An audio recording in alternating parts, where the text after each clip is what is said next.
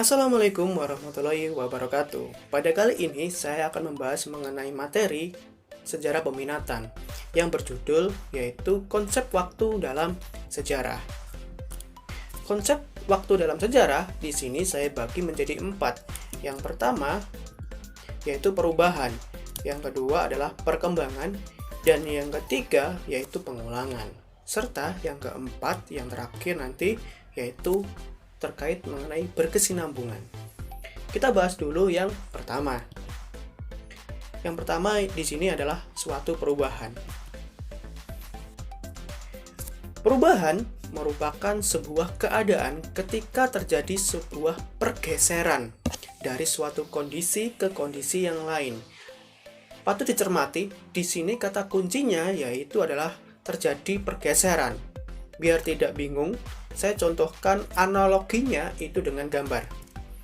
Gambar yang pertama yaitu petani sedang membajak sawah. Dan yang kedua tetap yaitu seorang petani membajak sawah.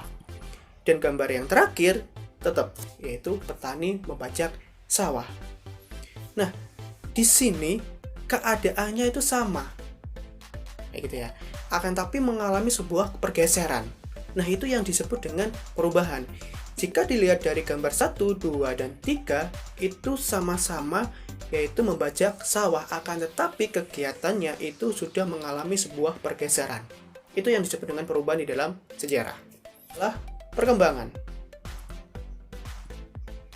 Perkembangan terjadi apabila masyarakat mengalami pergerakan secara berturut-turut dari suatu bentuk ke bentuk yang lain. Nah, di sini, yang kedua ini, kata kuncinya adalah berturut-turut. Coba fokus kepada tugu pada gambar ini. Dan gambar yang kedua. Di gambar yang kedua, yaitu ada poin 1, 2, dan 3. Nah, itu perkembangannya. Jadi intinya perkembangan di sini, objeknya cuma satu, akan tapi objek yang satu ini berkembang. Atau dalam bahasa kita, yaitu satu objek ini sudah termodifikasi. Objeknya satu tapi berkembang. Nah, itu yang dimaksud dengan perkembangan. Kata kuncinya adalah satu objek tapi berkembang secara berturut-turut. Ya gitu. Jadi bisa termodifikasi secara berturut-turut. Selanjutnya yaitu pengulangan. Pengulangan yaitu apabila peristiwa yang terjadi ketika saat ini memiliki pola yang sama dengan peristiwa yang masa lalu. Ingat, di sini kata kuncinya pola yang sama. Di sini peristiwanya berbeda-beda, tidak ada peristiwa yang sama ketika di sejarah, tapi polanya yang sama. Saya contohkan seperti ini. Contohnya ketika tahun 1966 dan 1998. Ketika 1966, mahasiswa melakukan demonstrasi yang mengakibatkan jatuhnya Presiden Soekarno. Dan yang 98, mahasiswa itu juga melakukan demonstrasi yang mengakibatkan jatuhnya Presiden Soeharto. Peristiwanya sama apa enggak? Pasti beda. Pasti apa ya istilahnya ya? Pasti berbeda latar belakangnya, permasalahannya, sebabnya pasti berbeda.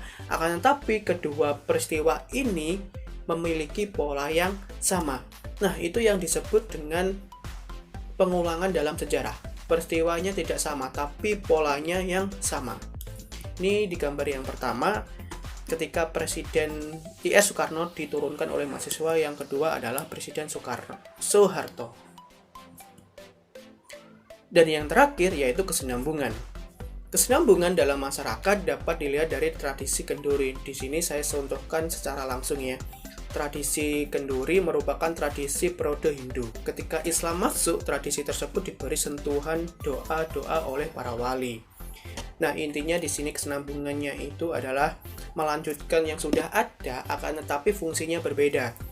Ketika di Hindu Buddha itu kan sebagai kayak sesaji dan sebagainya, tapi ketika ketika periode Islam, kendurinya itu atau tumpengannya itu menjadi sebuah apa ya kayaknya ya, kayak rasa bersyukur dan sebagainya. Jadi sama tapi fungsinya yang berbeda. Nah, itu yang dimaksud dengan kesinambungan.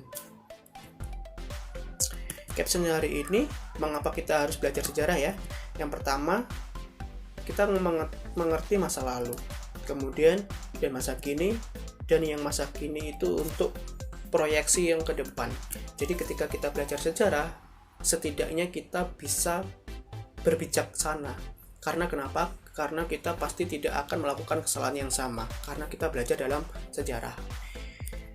Terima kasih, ini sudah selesai. Mohon maaf kalau ada salah kata.